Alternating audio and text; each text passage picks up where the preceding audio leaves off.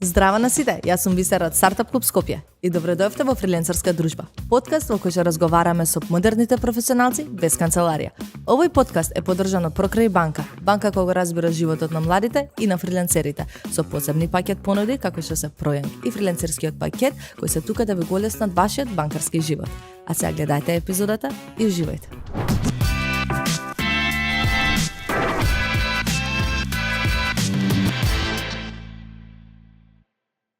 Здраво на сите и добро дојавте во нова епизода од Фрилансерска дружба. Јас сум Бисера и денеска ќе разговараме со еден од најпозитивните луѓе што ги имам запознаено, покрај контент креатор и инфлуенсер, денеска поново и предприемач. Верувам дека сите го знаете. Ќе разговарам со Александар Динев. Здраво, како си?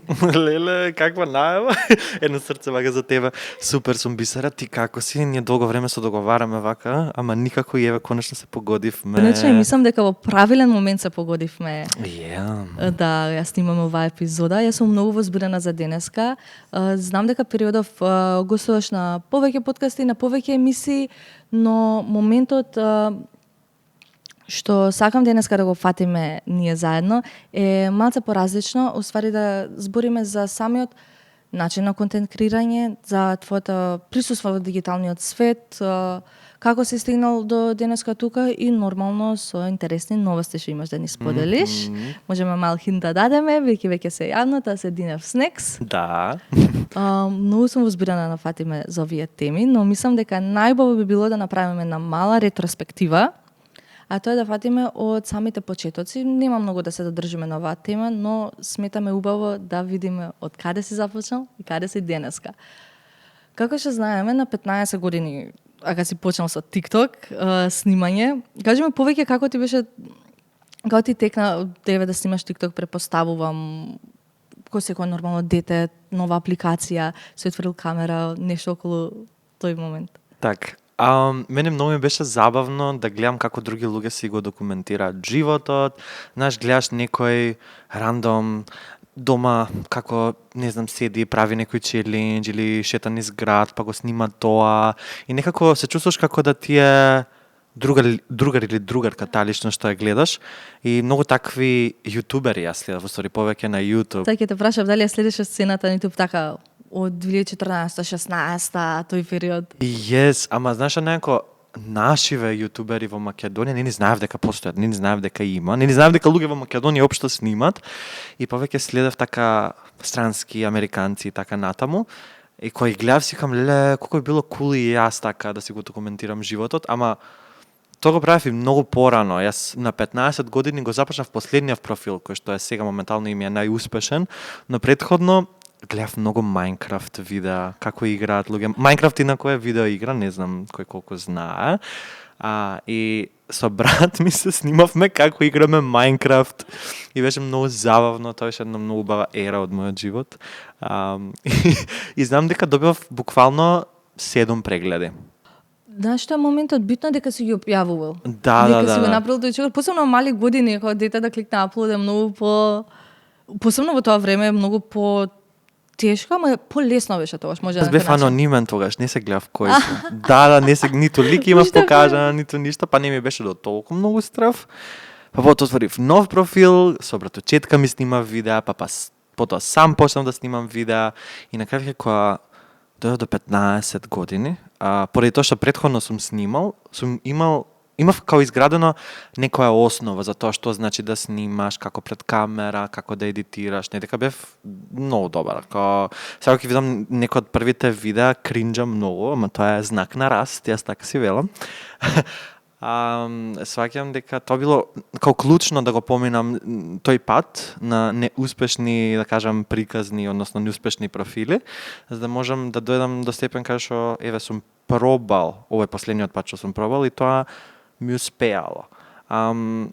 Се почна онако мојата соба, јас бев тинејџер, имав многу слободно време, беше забавно, пробав, не очекував ништо и само се случи, така се случи, многу брзо ми се случи. Јас сеќавам у една недела добив над 100.000 следбеници, ама тоа после известно време, не уште на сам старт кога отворив профилот. И така и од тога животот ми е тоа што ми е денес. Дали се сеќаш на првото вирално видео, бидејќи еве секако тогаш TikTok беше тек во подем, тек нова апликација, мислам менување од Musical.ly секако. Да, на Musical.ly бев исто така. Таму почна, да. Ева ето од каде почел. Да. Не, и сега коменување порано немаше пример TikTok инфлуенсер или не беше толку буминг платформа како сега што е. И за да ти стигне некој видео вирално, мислам дека било полесно тоа за разлика од денеска или зависи. Ако сакаш регионално да се прошириш, порано беше многу полесно затоа што усвари, ако сакаш поглобално, извини, грешка се изразив. Ако сакаш поглобално да се прошириш, порано беше полесно.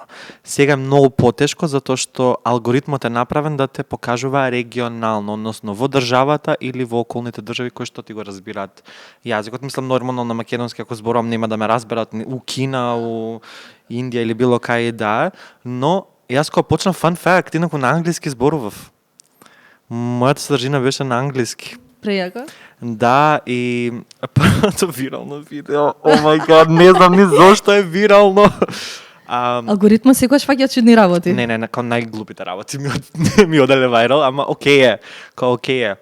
Не сум јас виновен што на луѓето им се допаднало, ама беше видео на тренд, знам дека беше некоја песна I could be red or I could be yellow, Леле, I ги could be blue. памтам ти видеа. Да, и беше некој тренд што вака прави со рацете и кој вика I could be red и се појавуваат црвени емоџиња, I could be yellow се појавуваат жолти емоџиња и јас тој тренд нешто го направив у ќошот буквално у мојата соба, пошто немав трипод. Немав од кај да купам тогаш трипод, не знаев од кај се купува трипод, живеев на село, немаше многу такви продавници, небитно. Земав тегла од Еврокрем, као празна, наполнив внатре фломастери. Види колку креативна. Фломастери наполнив внатре, изедов селфи стик од 100 денари што сум го купил од пазарче, го ставив у средина, го кренав скроз нагоре, си го наместив телефонот и имав една мала сијаличка што си ја купив од Грција, што става како штекер за 1 евро и таа ми беше мојот ринглайт, моето професионално светло. Мојот прв сетап. Да, мојот прв сетап, да. Многу добро се сеќавам на тоа.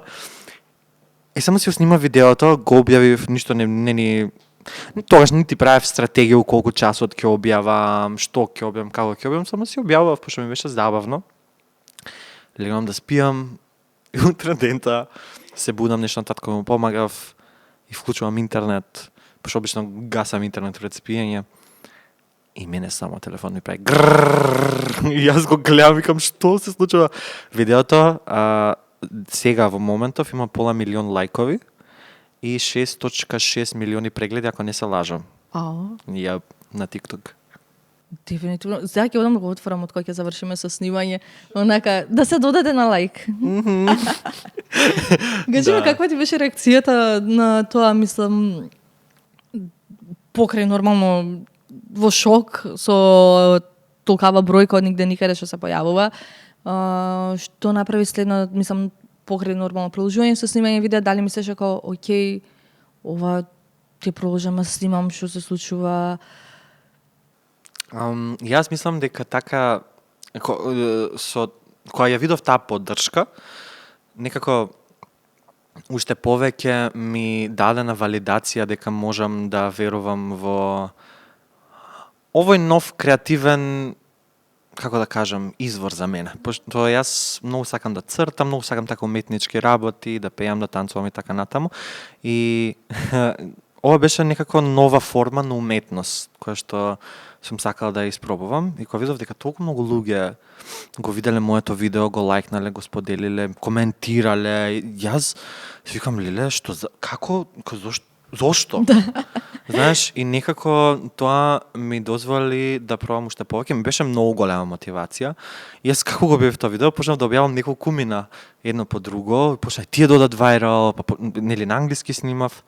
И на крај дојде корона. И што направив јас? Имав уште повеќе слободно време.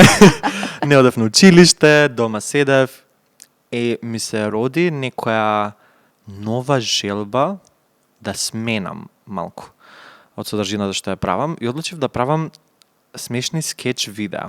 Да. тука е периодот, мислам дека јас тебе каде што те препознав на TikTok, беќе мислам дека корона како што дојдеш од толку подем имаше и TikTok самата платформа и дека сите дома нагло ја симна за да скролаат и сите. И тука јас се симнав и тука веќе тука почна ти да ми искачаш многу на For You page и ги памтам многу од скечовите од за школо, па со тетрадки како ги фрлаш на маса. Од каде наоѓаш инспирација? Пример, нормално претпоставам од други контент креатори, ма дали има некои специфични за тоа време? No. Да ти кажам право, не. За претходните видеа да, но за ова не, затоа што сето тоа што го снимав беше рефлексија на Реални искуства. да, буквално тоа беше се што ми се имало дешавано на мене, дали со мајка ми некој искуство, дали со професор, дали на училиште и така натаму. Тоа беше се некоја реално сценарио кој што нормално јас си го преувеличив во глава за да биде уште посмешно. Обично јас сум таков која им кажувам приказна на некои луѓе, сакам да бидам драматичен, пошто да, многу ми се допаѓа тоа реакцијата кога ќе ја видам. И затоа што бев жеден за поинаква содржина и тогаш нели почнав повеќе и да зборувам и на македонски и се. А не беше многу одамна после тоа вирално видео од кога го објав, пошто тогаш фати короната. Баш веќе имав 16 години, почнав да снимам видеа поврзано и со корона, и со училиште, и со родителите, и симпатии, па не знам што, не знам како. И луѓето толку многу се пронајдоа од тие видеа затоа што беа реални сценарија кои што на мене ми се случиле, а и се случуваат на сите други тинејџери. Да. Тоа многу долго време го правив и тогаш најмногу онака изградив публика. И сум пресреќен и преблагодарен, прегорд на себе што тоа така се случи. Знаеш, долго време го препишував тоа на среќа. Да, треба да се има доза на среќа во такви ситуации, се погодиниле короната и така натаму, но исто така стварно се потрудив. Као реално, колку и сега да ги гледам тие видеа да ми се кринч, пак вложував доста од времето во тоа. Во последната епизода ми гостуваше Стефан Steady Flow, уствари што е видеограф на Двабона, на македонската естрада тука кај нас се и истото баш на оваа тема многу разговаравме со него на да, има доза на среќа во се што правиш, се што градиш како личност, ама колку среќа да имаш ако не се потрудиш, ако не направиш нешто, нема да испадне ништо. Ако ти е понудено, ако не прифатиш, ако не се помачиш, ништо тоа. Драго доколку Време за кафе. апсолутно. Ти благодарам. Со секој испиено кафе во Среќа бар и Среќа Русидер вие го поддржувате Стартап клуб Скопје, така што следната кафе пауза ме проведете токму кај нас. Кажи ми, дома твојте како реагира на сето ова, исто така како што кажа дека си дете од село и верувам не си бил обкружен со луѓе што им се случува нешто слично. Каде си барал во тој период совет или па поддршка, мислам, покрај фамилијата, е вака за совети конкретно во вакви теми и ситуации како што е станување вирален, обем на коментари, обем на луѓе да те гледаат и да те препознаваат? Так. Моите не го разбираат тоа и плюс згора на се не ни знаеа дека јас снимам.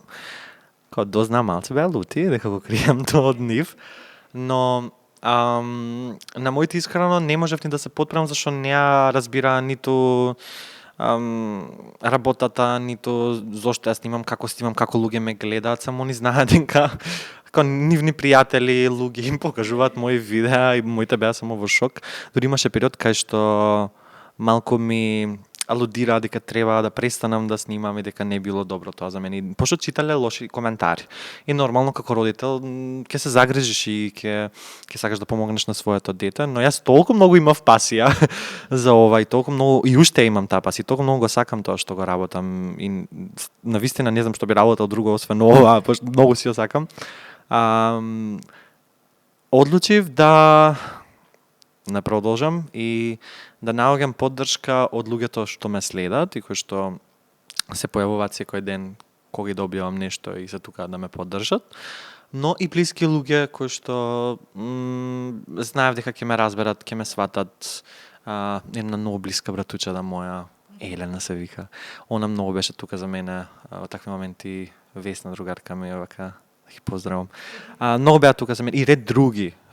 Баба ми особено, и двете баби. Ја. И така, и ми беше многу добро да знам дека имам на кого да се подпрам. Не само поради фактот дека толку многу луѓето сега ме гледаат, ме познаваат, туку и поради тие нели негативни коментари и така натаму.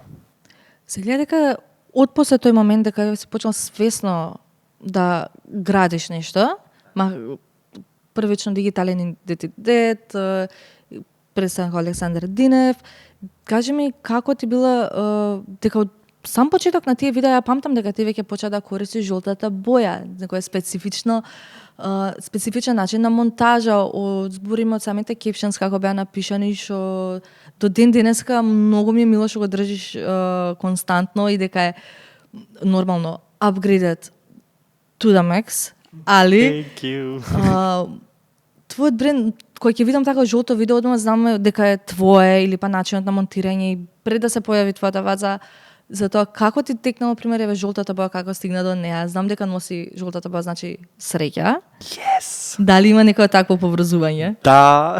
Види, кога ќе видиш жолто нешто, нели те прави така среќна. Да, жолтата боја за мене има многу длабоко значење, затоа што ме потсеќа на сонце, на топлина, на среќа, на другарство, на смајли, на насмевка.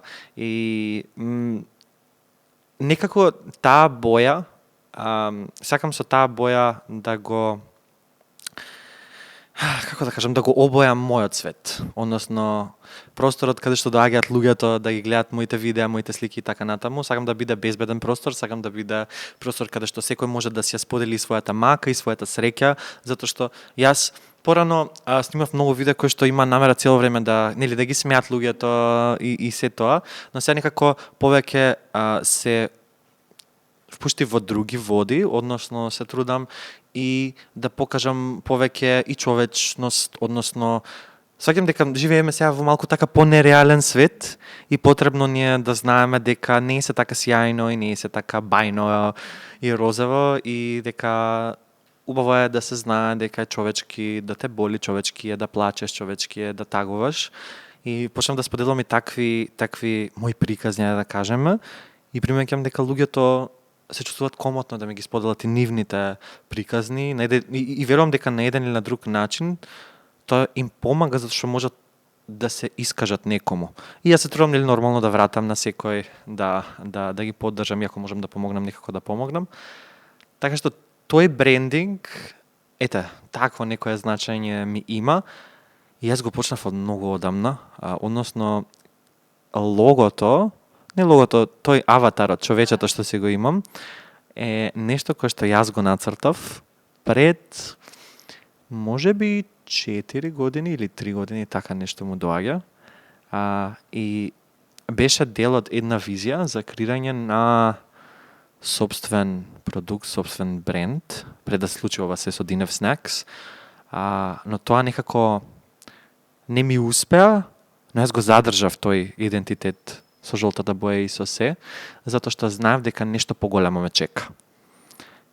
И така и си остана и мило ми е што I did my job well, пошто луѓе ги асоцира жолтата на мене. Многу ми е мило што еве, како што кажуваш, од тогаш си замислил нешто со бојата, со брендингот, со се, како што кажа на почетокот, на некој начин да направиш safe space, што на некој начин еве сега денес како го имаш направено за твојата публика, за твоите гледачи. Ме интересира кога веќе, како се справиш во моментот кога веќе твоето хоби почнува да станува работа. Можеме првично сега да се навратам малце времето, мислам дека пред корона беше, но можеме поправиш ако грешам, дека порано има meetup справевте. Сите тогаш што беа актуелни на TikTok сцената, на YouTube сцената, тогаш имавме многу од кај нашо беа актуелни. Како личеше тоа да се навратиме на тие интересни денови? Тоа беше dope era, искрено, тоа беше многу убава етапа од мојот живот. Многу беше чудно, затоа што бев на самиот почеток. Немав, кој знае, као колку гледаност, добивав гледаност дефинитивно, но јас не очекував дека тоа значи дека луѓе ќе се појават кога јас ќе направам митап. И знам тогаш што беше малце пост или беше поскоро, не бе, пред Мислам корона. дека пред короната беше, Да. преска прубава се навратам, вртев назад на слики. Ја, пред короната. Првиот митап беше пред короната, вториот беше некаде веќе кога почна се оправува короната. Кога беше безбедно, нели, да се прават такви работи. Пред короната, да, се договоривме цела екипа на јутубери, тиктокери, инстаграм блогери, било што и да беме тогаш, у тоа време. И објавивме митап дека ќе правиме во Скопје на плоштад во еден како кафич, како парти место. Да, Да, можам да го кажем?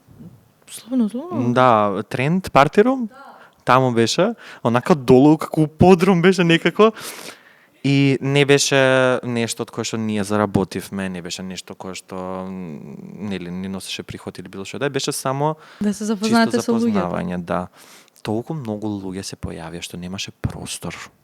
Немаше простор. Јас бев зачуден и јас се вртам, ме качија на бина, зборував со нив, ја ќе кажам еден збор, сите се дерат, викам, леле, на 15 години ти знаеш што значи тоа? И јас бев у шок, а јас сум бил некој кој што како дете не добивал многу внимание, одеднаш добиваш толку многу внимание и си као, вау. Дали од тој момент се чувствуваше како јутуберите што ги гледаше? Јас бев као, дали ова тоа? Ако е, I love it. Дали во Биткон? Ете. Знаеш дека можеби. Ја, само македонски, као Македонски, балкански, да. ете.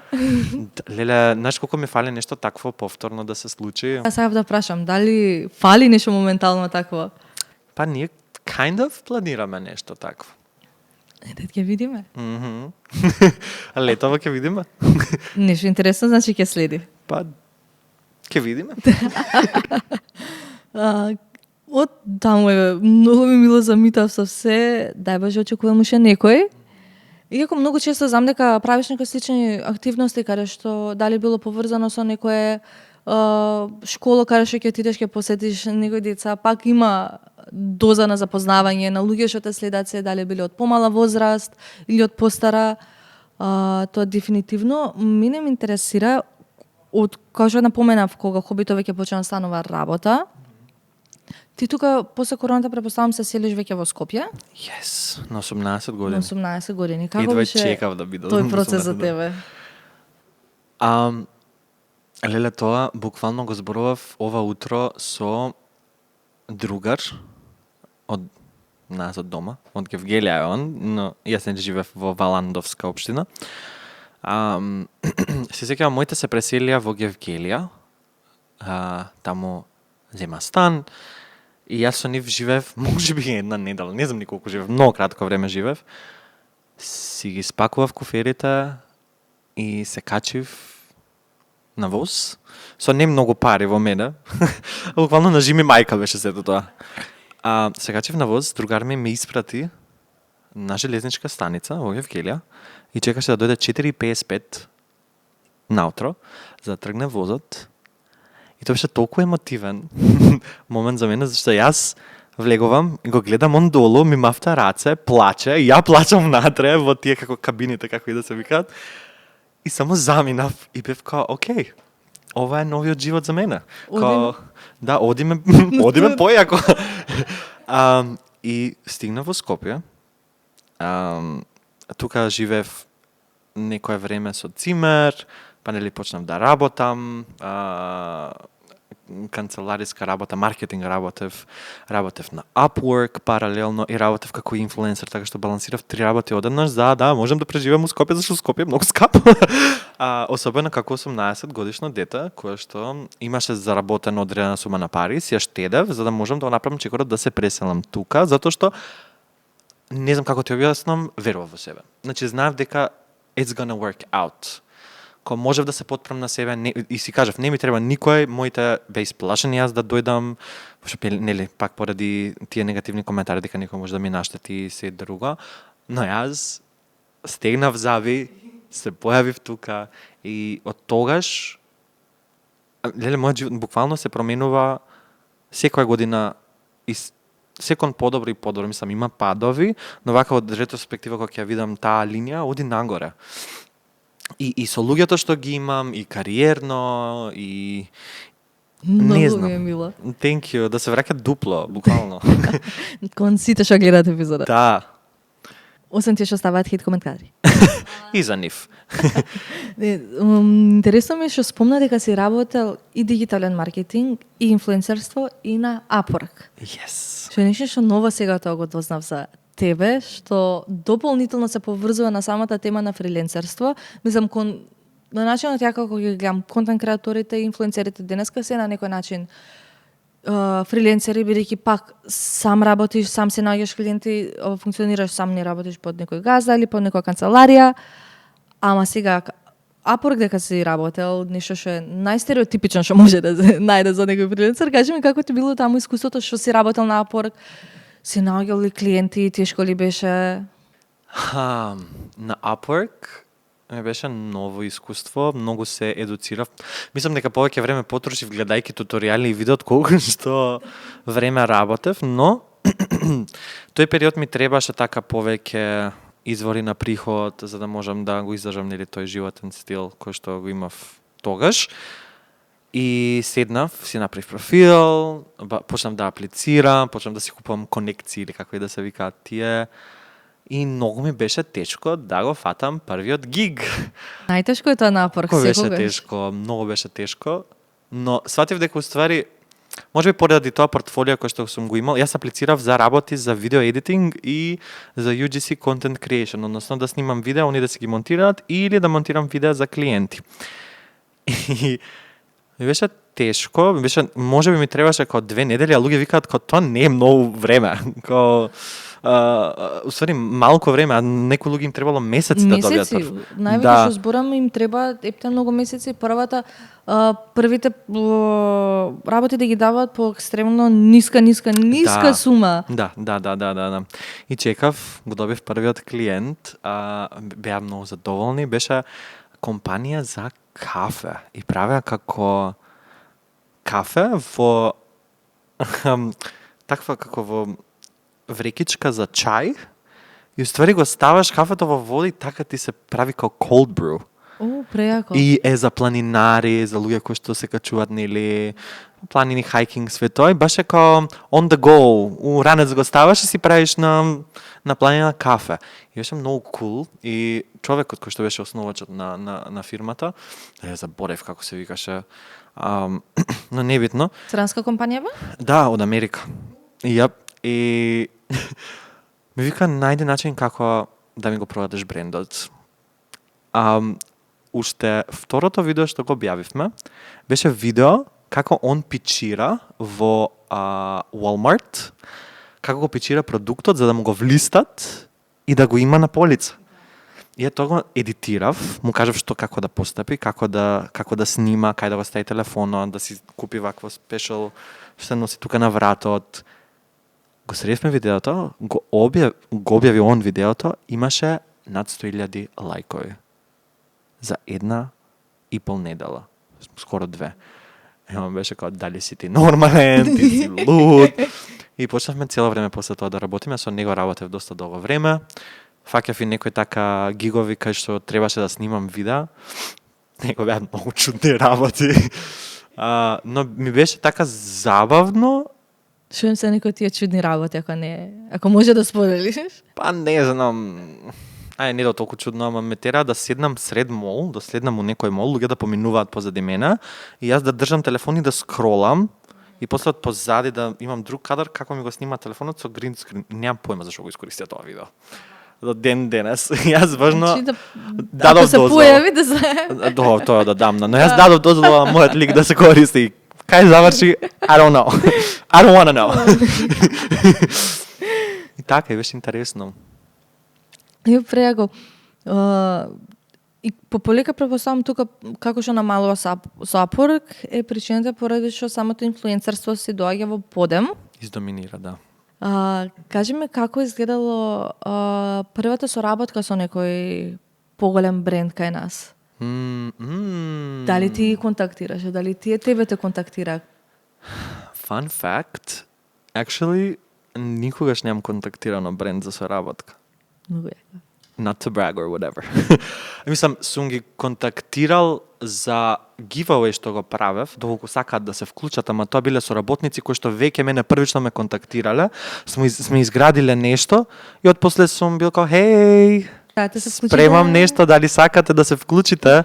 Така било, но никогаш не сум бил прв што пришол, барем така се сеќавам, ако некој бренд сум прв approachnal, пишете у коментар, но јас не сеќавам на тоа, што е огромна привилегија да се каже. Првите така сериозни големи соработки ми биле со Телеком, со можам да ги именувам? Да. Со Телеком, Прокредит, сум работел со Нив, јуште работам со Нив, Фанта, Кока-кола, H&M, не знам, Марвел, ред други така интересни големи компании кои што јас само сум ги гледал како другите соработуваат и сум си викал, да бе, мене ќе ме бараат. Никад. И на крај сум се изненадил и се случило ете тоа. Но кога почнав да добивам соработки, уште живеев назад јас дома. Не живеев во Скопје. Да. Првите соработки беа за едни чоколадца, дури се сеќавам на брендот, не знам дали уште ги произведуваат, Wanted.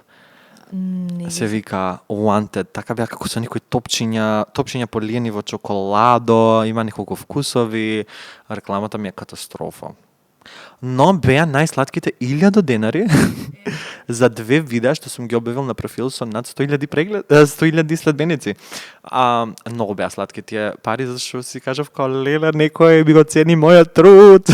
Многу ми е мило би ќе му го одговори прашањето на Сале во моментов, а тоа беше колку пари заработи од првото платено видео.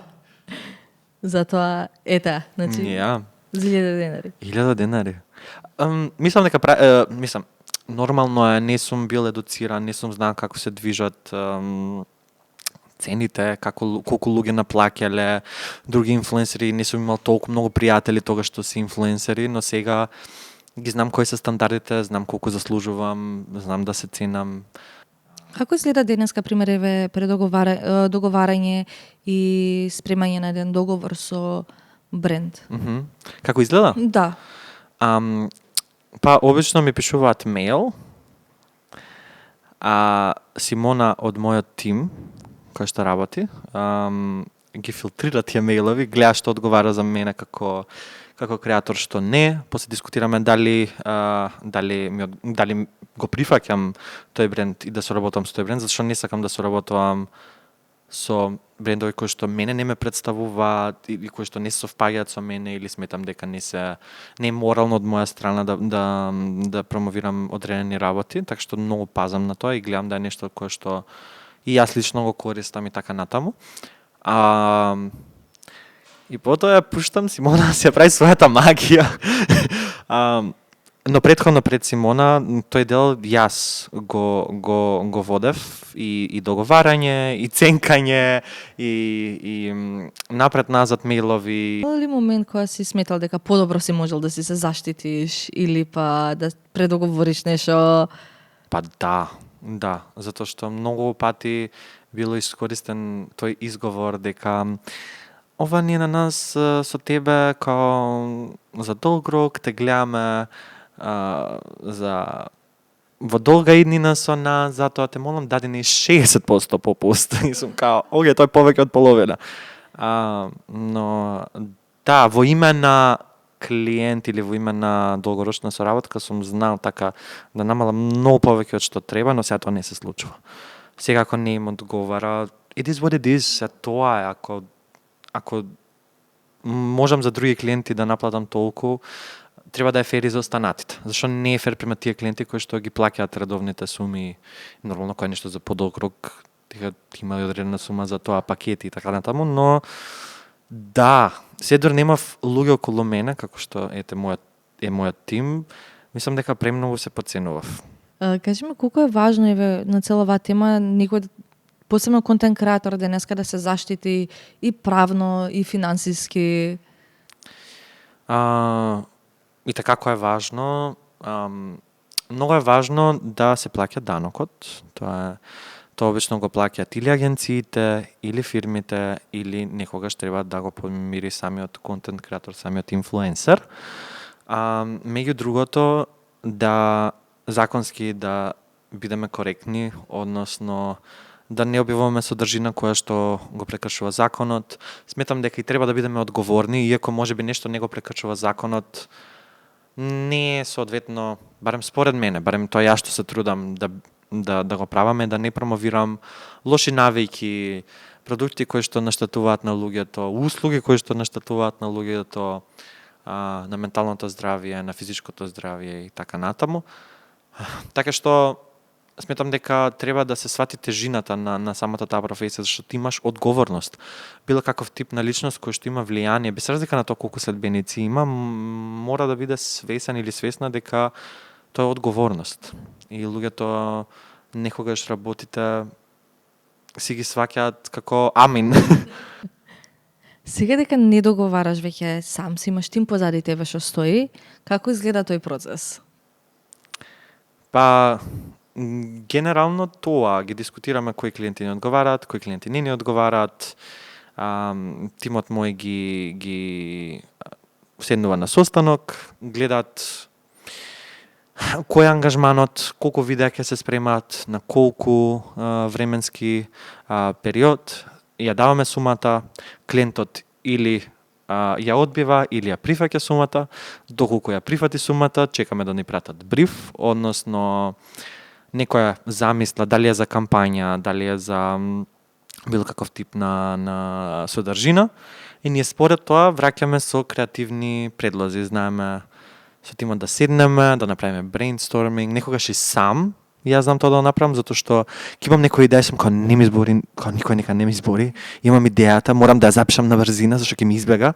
Ама генерално земено е една таква убава синергија, затоа што имам изградено круг на луѓе во мојот тим кои што меѓусебно добро соработуваат, што е феноменално.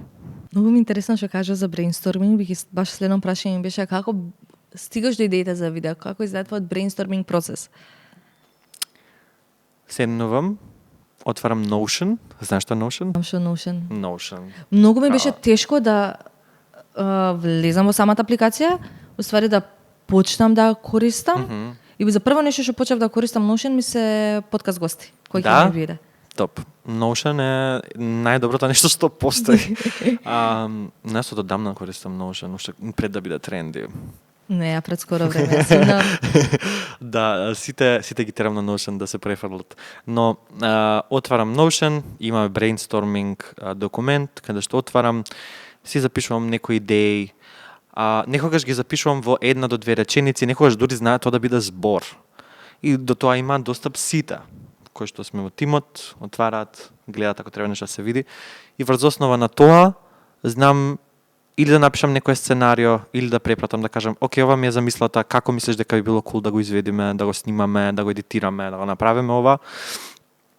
И или е back and forth, као еден према друг си го препраќаме како концепт, како идеја, како некоја визуализација за самата содржина, или една од најомилените работи што ги правиме, седнуваме во coworking space, вака круг, како некој култ, и сме као, што ќе правиме сега? И сите фрлаат идеи, и тоа е многу интересно, што све се запишува, нема погрешна идеја. И после од тоа сумираме, и излага најбавото нешто. Некогаш дури немам идеја, само почнувам, па и тоа излегува многу убаво и многу природно и многу спонтано. Како брендовите денеска, пример, еве, го мерат успехот на самата кампања? Бидејќи од идејава премногу што ќе имаш, секако најдоброто ќе излезе од тоа, ќе се сними рекламата, ќе биде објавено. Од тука како продолжува брендовите, кон брендовите? Па за брендовите се многу важни бројките, дефинитивно. колку и да ете кажеме дека е малце за бројки се замараш и се тоа, но тоа ми е работата. Реално кога клиент ќе види дека некој видео добило, не знам, 300-500 илјади прегледи, 1 милион прегледи, тој им е на нив знак дека постапиле коректно, дале доверба на правилната личност и дека се спремни повторно да дадат од својот леб, што се вика, на инфлуенсерот, на контент креаторот, затоа што знаат дека вреди, дека тоа ќе им премине во продажба. Настрана бројките што се на социјални мрежи, за нив се исто така важни бројките на дали апликации, ако нешто некаде треба да се аплицира, дали кликови на линк, дали продажба, заинтересираност, или ако е за бренд awareness, колку луѓе ги заследиле, колку луѓе го виделе самото видео, самата содржина. Така што генерално земено бројки. Бројки се тоа што на нив им е најважно. Покрај тоа што е важно, нели, креативниот дел. Како изгледа содржината, дали е квалитетно сработена, дали делува фейк. Зашто јас, например, кога соработувам со брендови, никогаш не знам како да објаснам, никогаш не сум некој кој што сака така неприродно или телевизиски да ја прикаже услугата или продуктот кој што сум платен да го прикажам. Никад нема да кажам ова е чаша од Прокредит, туку ќе покажам како пијам од чашата, ќе покажам зашто ми служи чашата, ќе покажам ред други секојдневни ситуации кај што чашата се наоѓа во мојата приказна. А не знам, сакам потакви спонтани, потака природни содржини кои што понатаму носат до многу повеќе ефект, затоа што луѓето некако имам приметено дека им е смачено тоа да им ставаме све во фаца, во преден план. Да. Зборувајќи за Прокредит банка, многу ми е мило и многу ни е драго што покрај што и на нас ни се спонзори на оваа подкаст, на нашите подкасти и фриленцерска дружба и Стартап Револуција и во сите други активности што ги правиме, дали било инкубаторската програма, Startup Revolution, AI Summit, исто така и ти си партнер со нив, затоа како произлезе вашата соработка?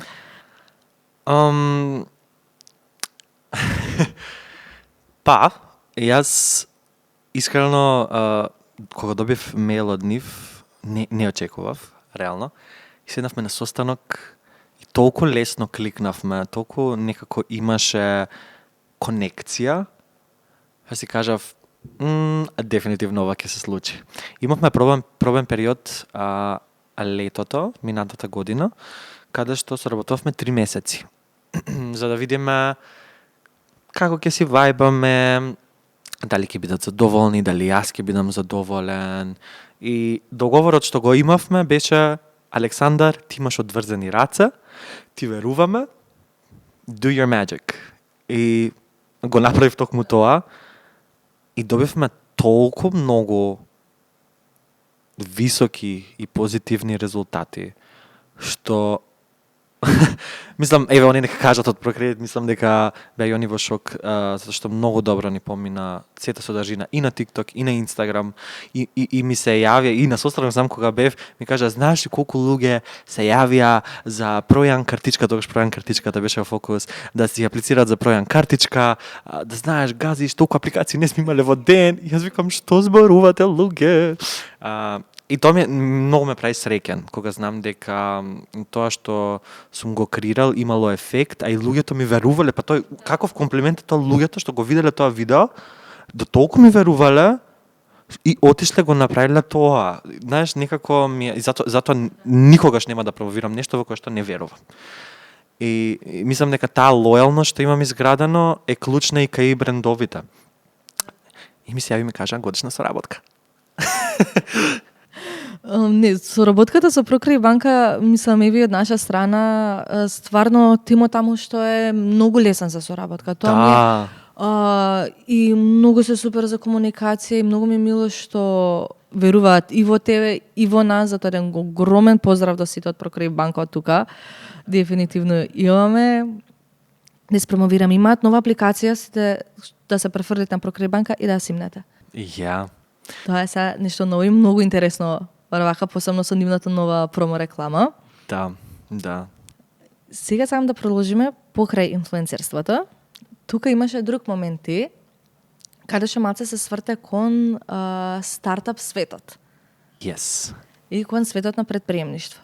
Ја многу добро памтам дека многу одамно, мислам дека пред 2 или па скоро 3 години, 2 години сигурно би требало да има, тие промовираше нашата прва инкубаторска програма Имам идеја, а понатака си продолжи и беше дел исто така и од Founders Games, затоа Ептен навлезе во светот на стартапите. Како ти беше тука искуството со предприемништвото околу тебе, со сите луѓе што градат? Од секад ме интересирале мене таквите предприемачки води, но многу луѓе не го знаеле тоа. И малку беше изненадувачки кога јас почнав да се појавувам во такви кругови. И беше дефинитивно нешто ново за мене, зашто сакав да научам повеќе. И кога нели се вмешав повеќе ви поконкретно во The Founder Games, научив многу за себе, научив многу за предприемачите, како функционират инвеститори, како е да си стартап, како е да си на почетокот, сите тие сладки маки, падови, не знам, скокови и све тоа. И целото тоа искуство ми дозволи да видам не само друга верзија од животот и предприемништвото, туку и од себе. Зашто јас бев ставен во многу ситуации каде што работев со бизнеси. Значи, јас и од аспект на content creation, social media, маркетинг и се тоа, јас знаев моето знаење за тоа да го споделам, а за возврат добивав пак знаење поврзано со бизнис, со како да започнеш бизнис свој, за не знам, За цел процес, како иде од само идеја имање до некаква реализација. Па макар било и да не успее тоа, како после да пивотираш и да продолжиш кон нешто друго, да не престанеш. И на The Founder Games првата година бев учесник, односно како надпреварувач. Имав моја бизнес идеја, а тоа беше апликација за видео едитинг. Нешто како CapCut, но тој проект го ставивме на пауза со мојот бизнес партнер. Не знам дали ќе се продолжи, кога ќе се продолжи, немам некое очекување конкретно за тој проект, но беше интересно искуство, пошто влегов и во IT светот, уште понепознато за мене. Сега знам како да правам веб страни. Тоа е ново. На што? На WordPress. Мислам лесно, не програмирам, не кодирам. Не. Има многу AI платформи, има се. Да.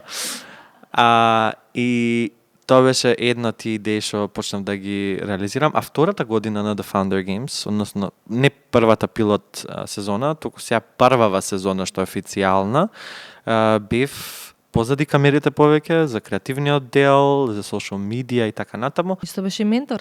Исто бев ментор во една од епизодите, да. Мислам дека беше петата. Да. Како беше искуството? Година пред тоа ти си бил на столче кој што ги слушаш менторите, после тоа ти си бил ментор. Како изгледало тоа чувство кај тебе? Па кога работиш со луѓе е доста шарено.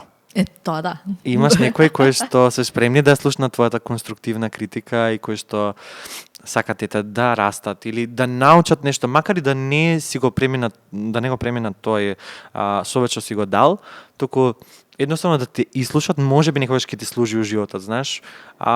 Но имаш и луѓе кои што се тврдоглави, сека кој си ти, млад дечко. Па секогаш иде така, посебно првично со годините си доаѓа, а после се. Ама беше забавно затоа што пак ќе кажам, ми даде тоа на валидација дека моето знаење има тежина, дека тоа што го работам има тежина, пошто долго време инфлуенсерството, content creation не се гледаше како некоја сериозна професија. Да. Или по-конкретно хоби, јас уште како хоби го гледам. Ама сега, покрај тоа што самото тоа не е веќе хоби, си прераснато кон работа и градење денеска еве на свој бизнис и свој продукти, мислам дека време е да дојдеме да ги отвориме темата на Динев Снекс. Чекај. Јас имам нешто за тебе. Surprise. Многу сум узбудена и стварно се надев дека ќе донесеш леле многу е сладко. Прво нешто логото што го имаш, ќе шушкам се малце тука.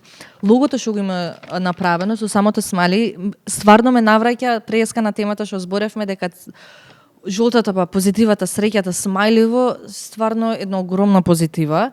А сега да ги видиме, леле. Па стварно се пресладки. Yes. Ова лого кое што го гледаш, со смајлето не го дизајнирав јас, туку Далибор Смилевски и е многу Ова добро. уствари е нацртано од тебе. Нацртаното човечето е од мене, а тоа Динев што пишува не е од мене. Да, тука ги следев тие процеси. Знам дека и со маркетинг агенцијата која што работеше, која ти помагаше у самиот момент на креирање на се ова. Знам има видео кај што или па беше реченица што беа напишани, Александар Динев не сакаше да се тргне и да не остави, туку неговото човече мораше да си остане. Yes, Тука. yes. И многу ми мило што си го задржал, бејќи според мене стварно е убав начин на представување сам себе и stick to what you are момент. Брендигот е толку сладок. Кажи ми повеќе околу позади сега ќе навлеземе, ќе ги отвориме, ќе видиме, стварно сакам да ги пробам, одвај чекам, али ме интересира прво како стигна до градење на колачки и на кросани. Која беше замислата позади се ова? Многу сакам благо. Како и не сака благо. Многу сакам благо, многу сакав да... многу долго време имав желба да креирам нешто мое.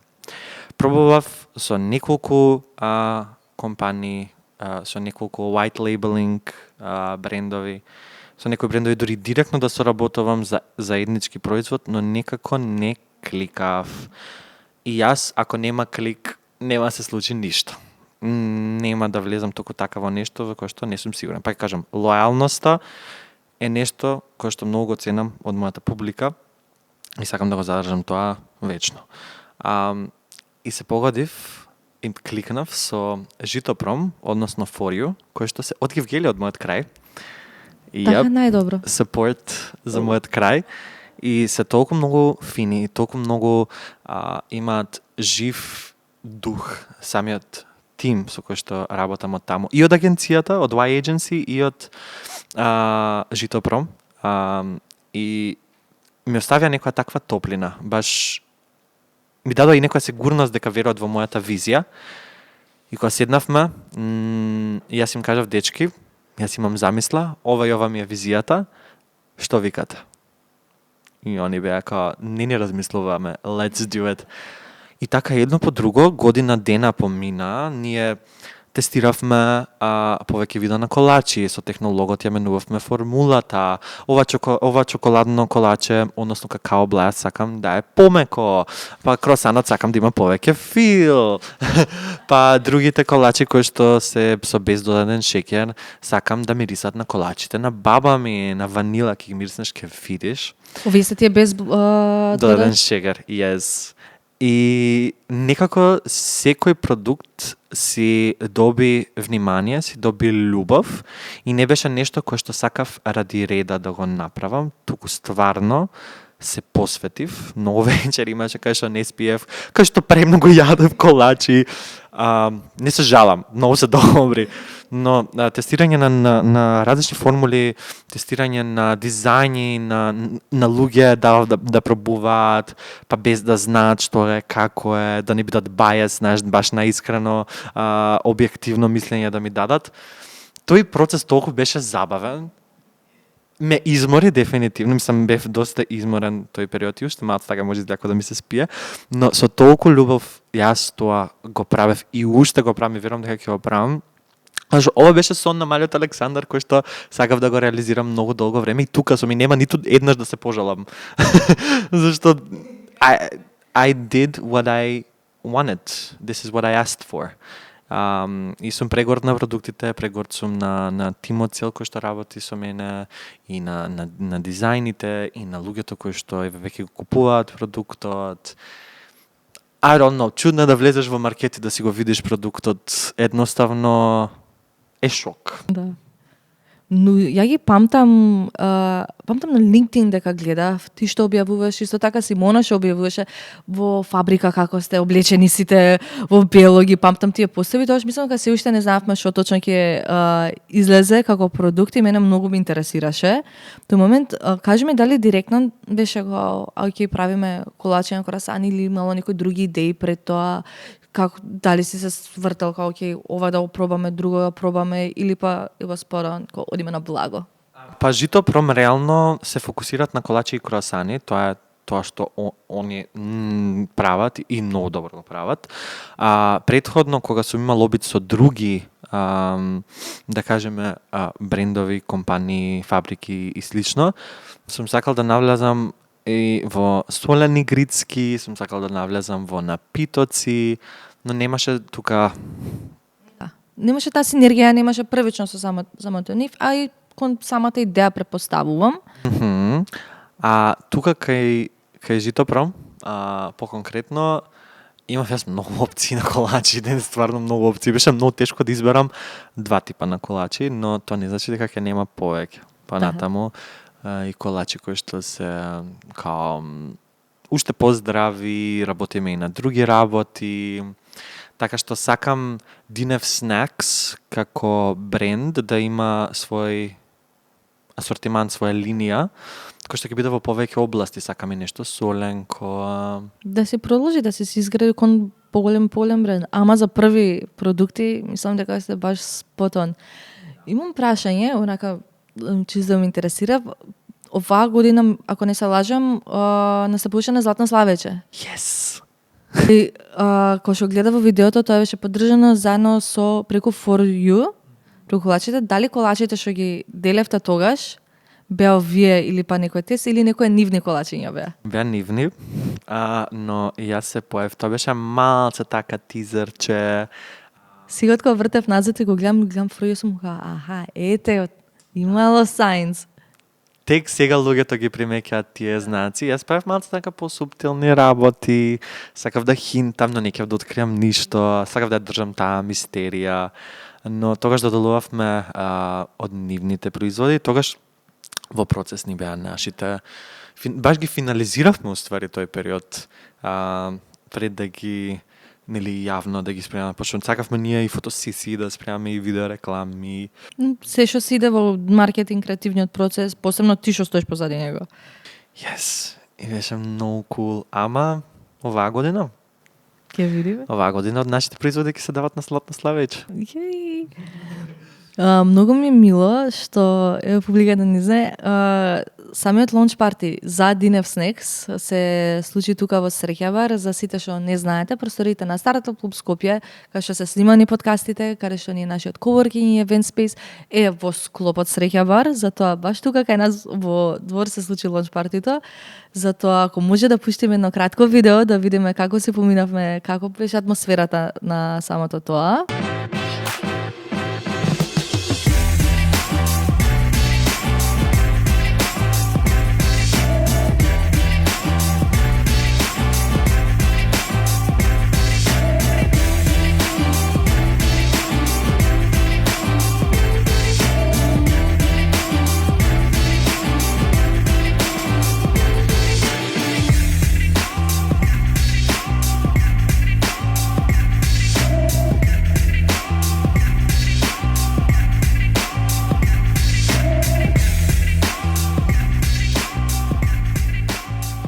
Многу ми е мило што стварно супер се помина и стварно преубаво изгледаат и многу ми е мило кога има некој стварно те тера да отидеш и да го земеш од полица продуктот и да си го купиш. Пробај ги, ајде, пробај ги. Ја морам кон кукисот одма. Не може да ги фалиме, а да не ги пробаме. Точно така. Сега ќе отвориме малце трошки ќе направиме и ќе шушкаме на камера. Ке си. Ете така. А леле колку се сладки. Try them. Пола се потопени у чоколада. Леле стварно со чоколадни многу субави. Yes. Се сеќа какаото и се 65% намален шекер. Леле предобри се. И тие ќе ги отворам дефинитивно. Само да видам дали мирисаат стварно Како на баба колачите. Те молам, ама наискрено ревју ми треба. Дефинитивно. Инаку многу ми е драго што настанот се одржа тука во Среќа бар, затоа што нашиот таглайн ни е вкус е среќата. И баш кога зборувавме со цел тим, викам, леле колку би било кул да биде као вкус, дојде да е вкуси среќата во Среќа бар. Не, преинтересно. Баше кул и баше нели тоа вајбот што го сакаме ние, среќа, позитива и ред други работи. И тука е баш многу шарено. Се ни е шарено. Ако не се лажам, ги броевме графитите, не ја памтам точно бројката, ама мислам дека сме кафич со највеќе графити. Кажа, последната недела додадовме уште еден позади шанк, затоа уште иде цело време, хабот планираме да го дошараме, уште да додадеме, затоа... Нешто да ви нацртам.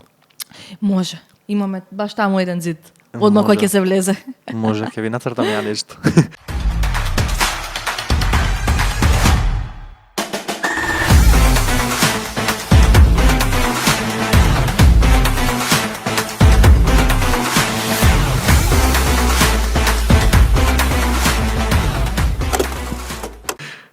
Може поише ми кажеш примерно, не знам, самото смислување со работката околу снимањето на рекламата, како изгледаше да behind the scenes.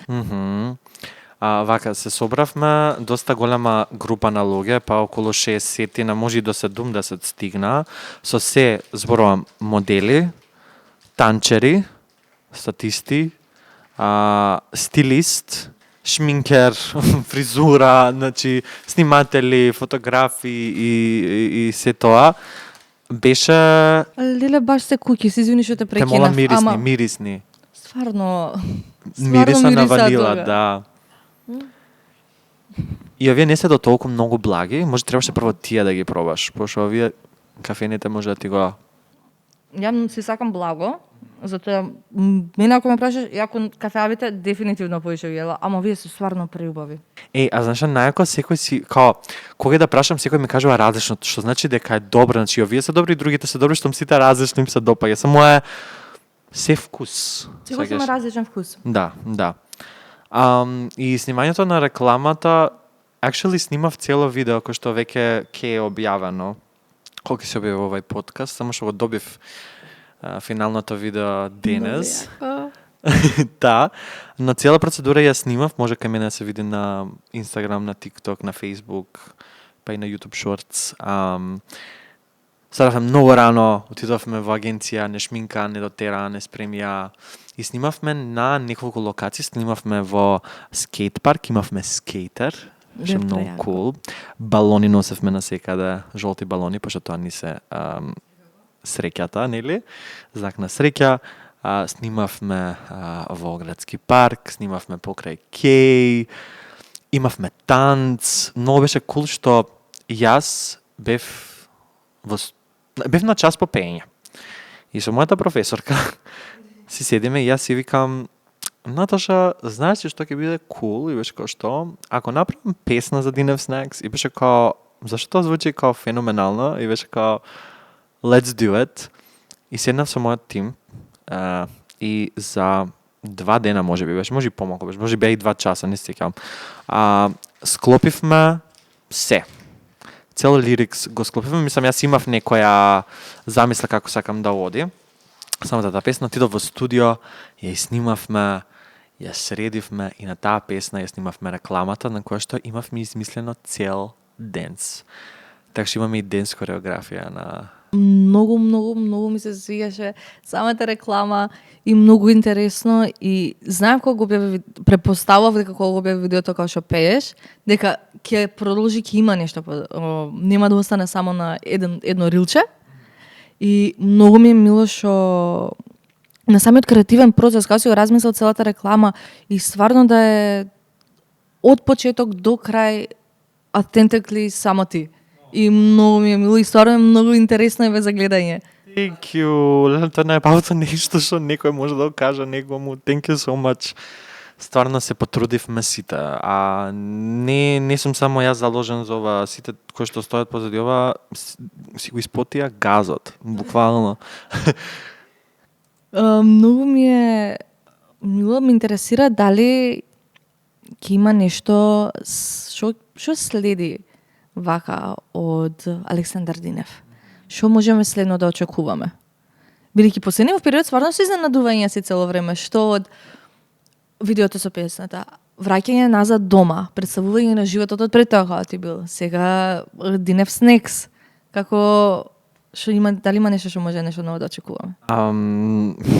Види, јас никогаш дури сам себе се шокирам. Мојот живот е така малце по-непредвидлив и тоа многу ми се допаѓа, затоа што цело време ми е динамично и различно.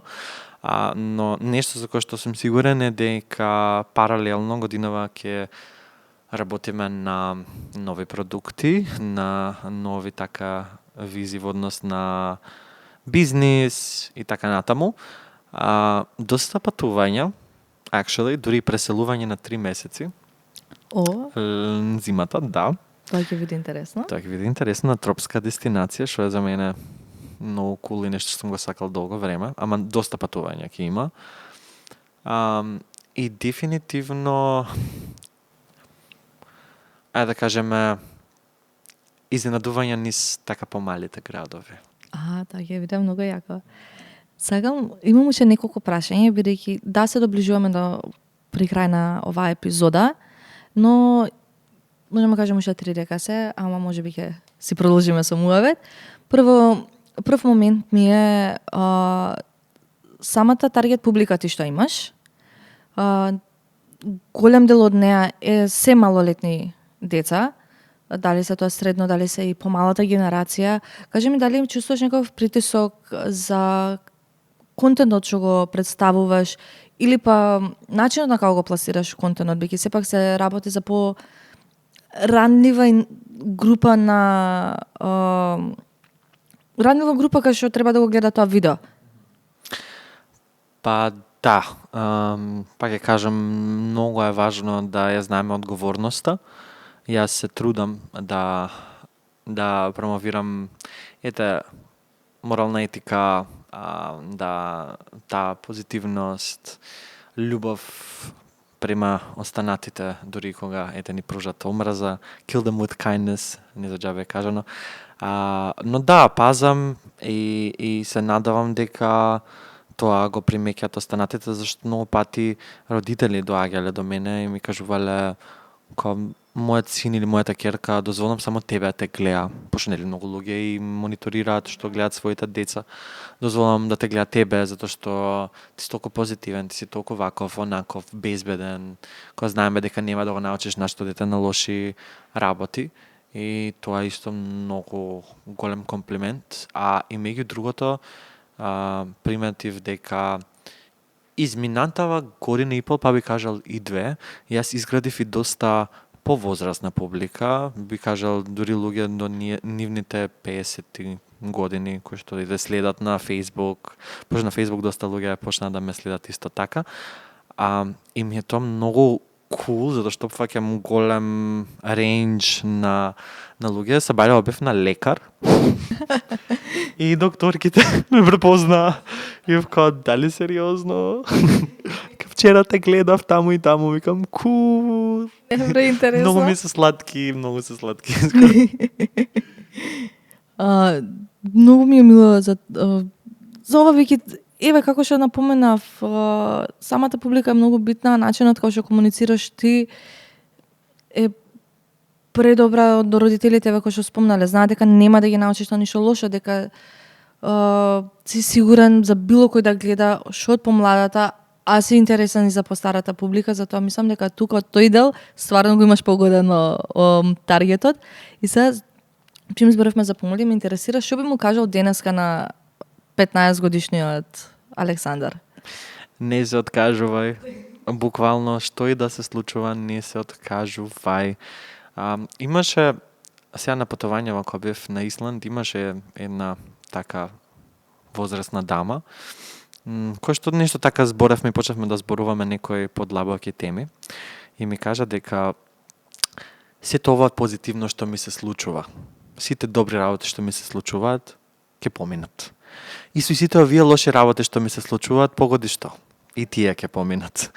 Така што све во животот поминува, само треба да бидеме и да живееме во моментот и да се бориме да бидеме добри луѓе, да се бориме да си ги постигнеме нашите цели, да се обкружиме со луѓето кои што се тука да не поддржат, да не потурнат кога ни треба помош и се останато. Така што не само за малиот Александар, ова важи и за сите, дека вашиот сон е ваш сон. И на крајот од денот, ако постапувате според очекувањата на другите, само ќе се разочарате самите себе си. Јас бев многу тврдоглав, јас знаев што сакам и се налутив на сите околу мене, кои што, ете, може би ми биле пречка или било што и да, и си кажав дека ќе правам тоа што јас сакам да го направам, затоа што на крајот од денот, кога ќе бидам на мојата смртна постела, ќе си кажам дека дури ако не успеало тоа, јас пробав. И тоа. Многу убава порака за при крај вака на епизодава. Обично за епизодите ги завршам со дали сакаш нешто да споделиш како совет кон сите што гледаат, ама мислам дека тоа е веќе одговорено на најдобар начин што може да се каже. Каде може сега, последно прашање, каде може да се најдат Динев Снекс? Динев Снекс може да се најдат во поголемите маркети, како што се Веро, Рамстор, ги имаме во Жито, планираме во Киперкам, другите такви по дискаунт маркети. Исто така ги имаме во помалите градови, во Прилеп, во Струмица, во Црвена Ружа, таму знам дека тоа им е многу познато. Ги имаме во кафетерии во училишта, ги имаме во Тобака. Да, Тобака. Околу училишта. Се трудиме сега нели да ги влистаме на најмногу што е можно места и чекаме официјална листа. Тоа е малку така покомплициран процес да можеме да објавиме, да. Кафетерии во училишта и тоа е многу cool. Браво. Thank you.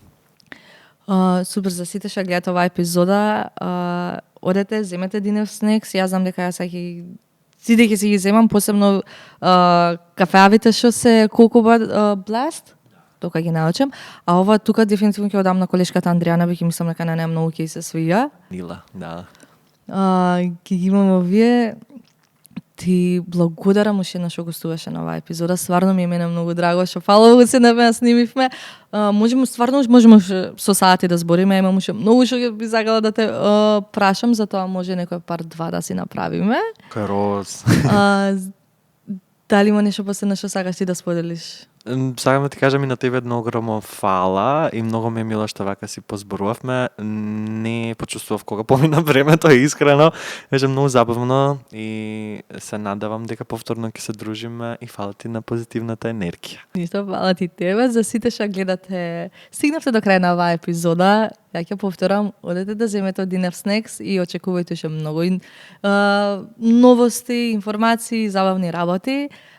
Следете на нас на Стартап Клуб Скопје, верувам го следите, ако не заследете го и Александар Динев на социјални мрежи.